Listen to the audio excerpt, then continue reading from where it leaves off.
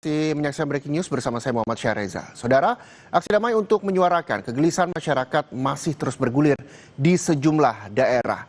Menariknya, aksi damai kali ini disertai dengan bakti sosial seperti pembagian bahan pokok dan juga cek kesehatan gratis.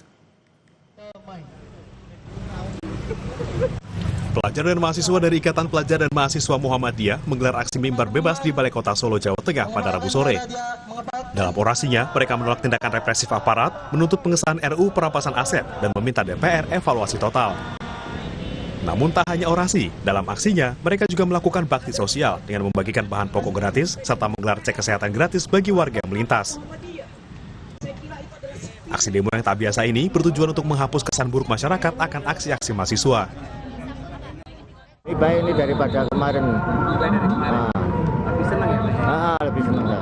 Sebetulnya kan saya jualan dompet, Mas. Dompet keliling itu loh. Terus saya naik bis kok ada sembako itu loh.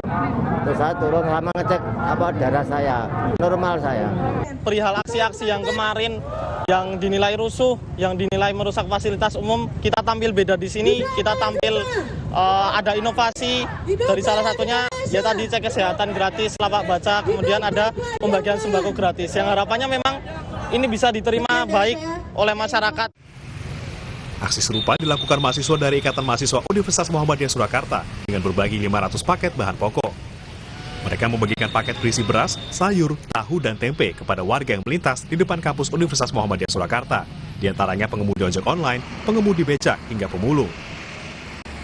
Mereka menilai aksi ini lebih sejuk dan tidak mengganggu aktivitas warga, serta bisa meringankan beban masyarakat. Ya lebih bagus, Mas. Kalau demo sih boleh, Mas, cuman jangan sampai anarkis lah. Tetap menghargai aspirasi, saya kira kita kedepankan evaluasi diri, kita kedepankan saling menahan diri, kita kedepankan keutuhan, kekokohan, kebersamaan dalam rangka kesatuan NKRI, itu yang lebih utama. Selain untuk menyampaikan suara serta kegelisahan masyarakat, aksi ini juga sebagai bentuk kepedulian kampus untuk menebarkan manfaat melalui aksi nyata dan komitmen menghadirkan kedamaian di tengah lingkungan kampus dan masyarakat. Tim Liputan Kompas TV, Solo dan Sukoharjo, Jawa Tengah. Dan saudara, saya akan mengajak Anda untuk bergabung dengan jurnalis Kompas TV Niko Anggriawan dan juga juru kamera Riki Sultana dari Mabes TNI Jakarta. Niko, klarifikasi akan digelar dari Mabes TNI. Siapa saja yang menggelar klarifikasi dan informasi apa saja yang nantinya akan disampaikan di sana? Ya, tentunya proses klarifikasi nantinya ini akan disampaikan langsung oleh beberapa anggota atau jajaran dari TNI. Lalu kalau misalnya berdasarkan undangan yang telah kami terima, ini ada Kapuspen TNI, lalu kemudian ada Danpuspom TNI, kemudian Kababinkum TNI, ada Waas Intel Panglima TNI dan Satsiber TNI. Dan kemudian kalau misalnya dari dari narasumber yang hadir pada siang hari ini di Mabes TNI Cilangkap, ini kemungkinan akan membahas terkait dengan beberapa isu yang selama ini menyenggol atau menyinggung nama TNI di dalam pasca aksi pada tanggal 25 hingga 31 Agustus 2025.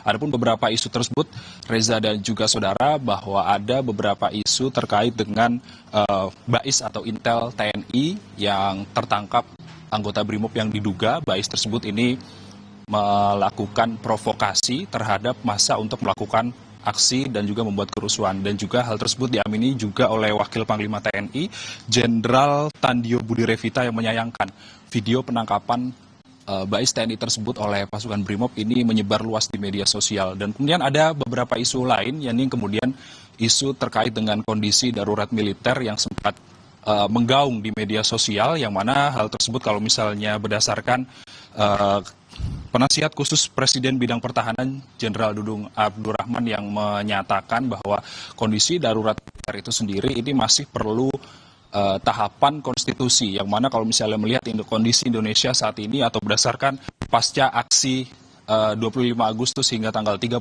Agustus kemarin, ini Indonesia belum bisa dikatakan darurat militer karena syarat ini harus melewati beberapa tahap undang-undang, dan kemudian eskalasi juga belum mencapai tingkat yang mengharuskan pemberlakuan darurat militer. Kemudian ada isu lainnya, yakni terkait dengan tuntutan 17+8, yang mana kalau misalnya berdasarkan tuntutan 17+8 ini nantinya diharapkan TNI bisa berkomitmen untuk memberikan demokrasi di ruang publik itu sendiri. Reza.